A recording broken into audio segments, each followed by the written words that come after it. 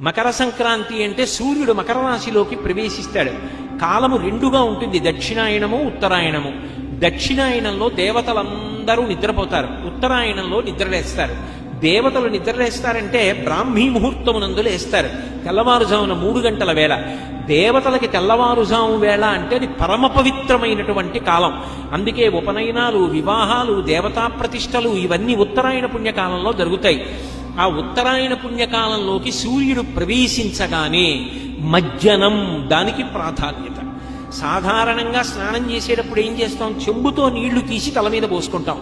మజ్జనం అంటే మునక వేయుట, తల మునిగేటట్టుగా స్నానం చేస్తారు. జీవనదులలో కానీ పుష్కరిణులలో కానీ స్నానం చేస్తూ ఉంటారు. తల ముంచి స్నానం చేస్తారు, దాన్ని మజ్జనం అంటారు. స్నానం చేసి దేవతా సంబంధంగా, పితృదేవతా సంబంధంగా, జీవ సంబంధంగా అభ్యున్నతిని కల్పించే కాలం అది మకర సంక్రమణం. పుణ్యకార్యం చేయడం నేర్చుకో, దాని వలన పొందిన పుణ్యం నీ జీవుడితో వస్తుంది. మకర సంక్రమణ పుణ్యవేళ పరమపావనమైన కాలం.